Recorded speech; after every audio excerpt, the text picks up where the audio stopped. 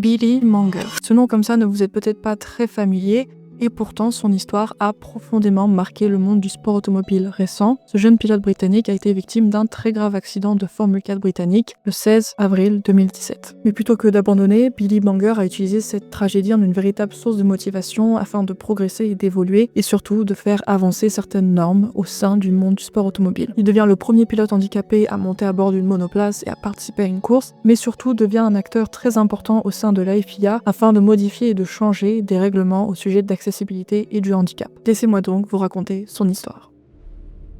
Le parcours de Billy Manger est plutôt assez classique pour celui d'un jeune pilote britannique, né le 5 mai 1999 à Charwood au Royaume-Uni. Il suit le parcours de son père, qui était un ancien pilote de karting, qui lui transmet très tôt la passion du sport auto. Dès l'âge de 6 ans, il reçoit son premier kart en guise de cadeau et découvre alors le monde de la compétition. Très vite, son talent se manifeste, puisqu'à seulement 10 ans, il devient champion du Super One, un championnat renommé en Angleterre. Il poursuit logiquement sa progression en karting jusqu'en 2013, année charnière où il accède aux plus grands championnats européens, un passage presque obligatoire pour toutes celles et ceux qui rêvent de Formule 1 parce que oui, l'objectif même de Billy, c'est de pouvoir un jour devenir pilote de Formule 1. En 2014, Billy fait ses débuts en Ginetta Junior Championship au volant de Ginetta G40, une catégorie de promotion britannique réputée pour former des futurs talents. Sa première saison se conclut à une petite 15e place au championnat, mais en 2015, il passe chez l'écurie JHR Developments, qui fait un bond en avant en décrochant 2 victoires, 7 podiums et en terminant 5e au classement général. L'étape suivante est évidente, il faut passer alors aux monoplaces. En 2016, il accède à la Formule 4 britannique, toujours sur les couleurs de JHR Developments. Pour sa première saison, il termine seulement 12e du championnat avec un podium à son actif, mais en 2017 tout change puisque ça débute sous de bons auspices. Lors des premiers meetings à Brands Hatch et Donington Park, il signe 2 podiums, mais c'est sur le même circuit de Donington Park, lors de la 3e course du week-end, que son destin bascule à jamais. Tout commence par un incident anodin, ce qui est courant dans ce genre de championnat. Billy évite un contact en partant en tête à queue pour contourner Jamie Caroline, qui était impliqué dans une collision avec un autre pilote. Dans la manœuvre, il perd un peu de terrain sur le reste du peloton et tente alors de rattraper son retard. Sauf que devant lui, 2 pilotes se battent, l'obligeant à ajuster légèrement sa trajectoire et à ralentir surtout. Mais soudain, lorsque ces 2 pilotes s'écartent, sans qu'il ne puisse l'anticiper, une voiture à l'arrêt apparaît juste devant lui. Billy n'a pas le temps de réagir. À pleine vitesse, Billy percute de plein fouet l'arrière de la monoplace du pilote finlandais Patrick Pasma, qui était alors immobilisé sur la piste. Le choc est terrible, bien sûr, mais sous l'effet d'adrénaline, Billy ne ressent pas forcément la douleur sur le coup. Il tente même de se détacher et de sortir de sa voiture, sauf que son corps refuse de bouger. Si Patrick Pasma s'en sort indemne, Billy, lui, reste prisonnier de sa voiture. Son extraction prend alors 1h30, les secours faisant tout pour le libérer sans aggraver ses blessures. Il est alors évacué en urgence à l'hôpital le plus proche. Pendant 3 jours, Billy reste dans un état second, incapable de se souvenir vraiment de l'accident, puis un matin, il ouvre les yeux et réalise l'impensable, il n'a plus ses 2 jambes. Alors qu'il est encore à l'hôpital, le monde du sport automobile, quant à lui, se mobilise dans les 24 premières heures. Son équipe, JHR Developments, avait en fait lancé une cagnotte en ligne pour financer ses soins médicaux, sa rééducation et son suivi psychologique. Et en quelques heures, la solidarité a explosé. Les plus grands noms de la F1 de l'époque se joignent à l'initiative. Vous avez Jenson Button, Hamilton, Ocon, Ricciardo ou encore Verstappen pour ne citer que. Tous font des dons et relaient l'appel aux dons sur les réseaux sociaux. En seulement 24 heures, c'est historique, plus de 500 000 pounds sont collectés. Quelques jours après avoir repris pleinement conscience, Billy découvre une lettre posée à son chevet. Une lettre signée par tous les pilotes de Formule 1 de la saison 2017. Parmi eux, vous retrouvez Lewis Hamilton, mais même Niki Lauda en a profité pour lui ajouter un petit mot.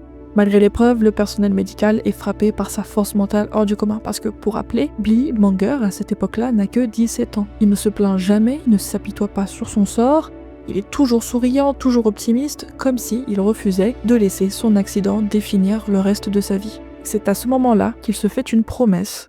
Il remontera un jour dans une voiture de course.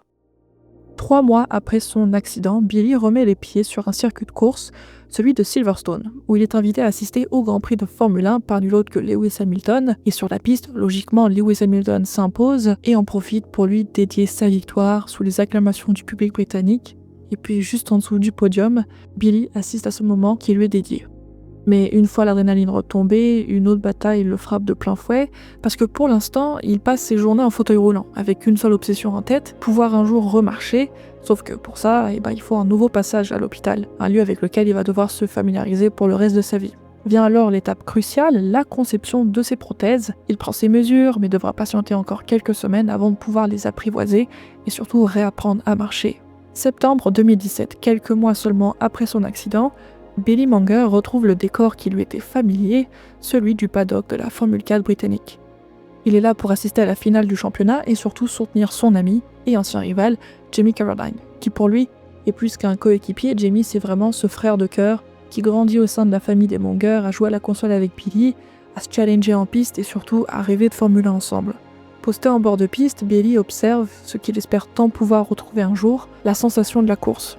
Sur la ligne d'arrivée, Jamie décroche le titre de champion, mais un sentiment amer envahit Billy, puisque c'est comme un goût d'inachevé, car il sait qu'il aurait dû être là, sur cette piste, à se battre aux côtés de Jamie Caroline. Mais un énième obstacle se dresse devant son retour, parce que même s'il le voulait, Billy n'a pas le droit de piloter une monoplace. À savoir que 11 semaines après son accident, Billy Monger a pu reprendre le volant d'une voiture de course dans le cadre du championnat de Fun Cup, afin de pouvoir retrouver sa licence de pilotage. Parce que non seulement aucune voiture n'est encore homologuée pour son handicap, mais le pire encore, c'est que le règlement de la FIA interdit aux pilotes handicapés de courir en monoplace. La règle est stricte, tout pilote doit être capable de s'extraire seul de sa voiture en moins de 5 secondes.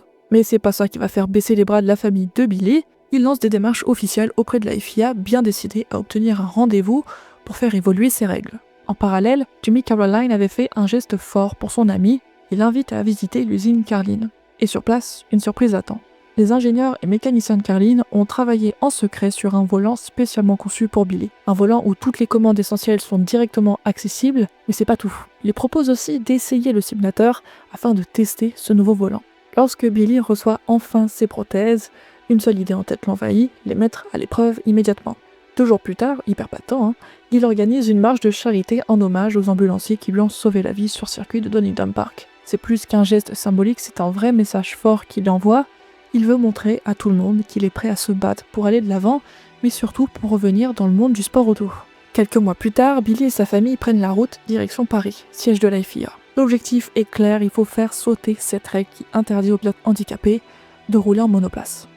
À ce moment-là, si vous voulez, aucun pilote n'a jamais été confronté à une telle situation. Même Robert Kubica, avec son accident de rallye en 2011, n'avait pas eu affaire à cette barrière réglementaire, puisque la FIA lui avait simplement imposé des examens médicaux, mais aucun règlement ne l'empêchait officiellement de revenir.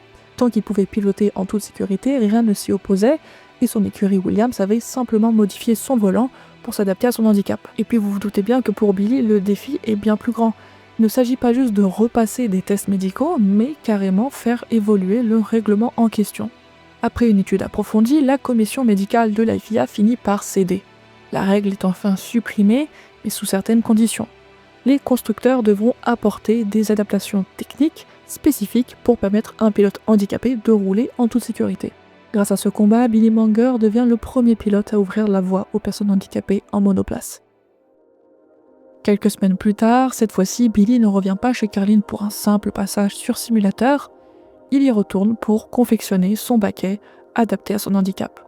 Mais pas dans une Formule 4, directement dans l'étape supérieure, une Formule 3. Pour y parvenir, Carlin conçoit une monoplace spécialement adaptée à son pilotage. Son freinage sera assuré par sa jambe droite, tandis que l'accélérateur sera contrôlé via une palette au volant, aux côtés des palettes de changement de vitesse.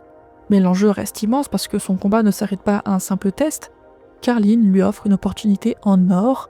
S'il est assez rapide, il pourra décrocher un volant pour la saison de Formule 3 britannique qui débute dans quelques mois. Janvier 2018, autodrome de Bedford, 9 mois après l'accident. Billy Monger s'apprête à vivre une journée décisive. Pour la première fois depuis le drame, il va devoir reprendre le volant d'une monoplace et tester la voiture spécialement adaptée pour lui, directement en piste. Le défi est immense parce qu'une Formule 3, c'est plus puissant et exigeant qu'une Formule 4. Et surtout, c'est un tout nouveau mode de pilotage qu'il doit apprivoiser. Mais une fois lancé, Billy retrouve instantanément ce qui lui avait manqué, la vitesse.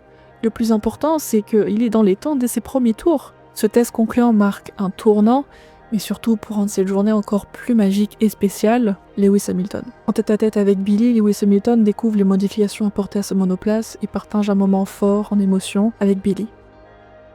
Mars 2018, de retour dans le paddock, mais cette fois-ci celui de la F3 britannique. Billy Monger s'apprête à disputer sa première course sur le circuit d'Oulton Park. L'excitation est à son comble, la tension monte, mais plutôt que de la subir, Billy l'utilise comme un moteur. Juste avant le départ, Jamie Caroline, son ancien ami et rival, va lui serrer la main, comme s'il savait déjà que Billy était sur le point de marquer les esprits.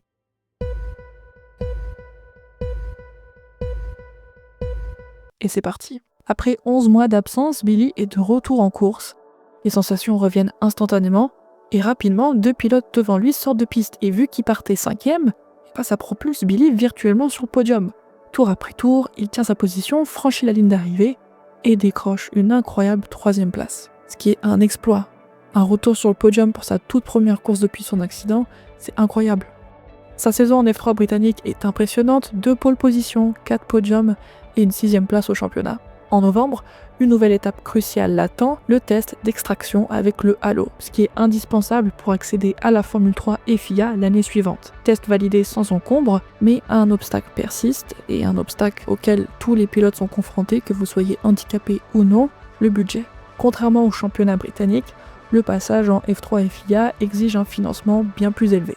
On est en 2019 et ne pouvant réunir le budget nécessaire pour la Formule 3 FIA, Billy choisit de se tourner vers l'Euro Formula Open, toujours avec l'écurie Carlin. Cette saison restera marquée par une victoire mémorable. Sur le circuit urbain de Pau, Billy s'impose sous la pluie, dans des conditions piégeuses et assez chaotiques. Dans la saison, il va décrocher un autre podium, avant de tourner la page des monoplaces. Et oui, malgré un test concluant avec Carlin en fin de saison dans l'espoir de rejoindre la F3 FIA, l'aventure en monoplace s'arrête ici pour Billy. Et il quitte la discipline comme il a toujours fait, avec le sourire. Billy Monger n'aura pas atteint son rêve ultime, celui de rouler en Formule 1, même si Sauber lui a offert en 2018 la chance de piloter une F1 spécialement adaptée à ses besoins. En 2017, Frédéric Sausset, premier pilote quadri amputé à avoir disputé les 24 heures du Mans, lui avait proposé de rejoindre son programme dédié aux pilotes en situation de handicap, avec l'ambition de potentiellement former un équipage pour la célèbre course d'endurance, mais Billy choisit de ne pas poursuivre dans cette voie. À défaut de poursuivre une carrière en sport auto, il trouve une nouvelle passion, le dépassement de soi. Il participe à des triathlons, des Ironman, et s'implique dans de nombreux événements caritatifs, que ce soit pour lui ou alors pour d'autres personnes handicapées, afin de promouvoir l'accessibilité dans le sport. Toutefois, Billy n'a pas totalement quitté les circuits. Il met aujourd'hui sa voix et son expertise au service du public en tant que consultant et commentateur pour Channel 4, chaîne britannique, couvrant la Formule 1 et partageant son amour indéfectible pour le sport automobile. Et voilà qui conclut cette vidéo sur Billy Monger, j'espère qu'elle vous aura plu. D'ici là, je suis principalement active sur les réseaux sociaux, sur Instagram et TikTok, où vous avez du contenu presque hebdomadaire, donc si ça peut vous intéresser, n'hésitez pas à vous abonner. Encore une fois, n'oubliez pas le pouce bleu, l'abonnement surtout, c'est très important, et le petit commentaire si vous avez aimé la vidéo. D'ici là, portez-vous bien, à la prochaine, ciao.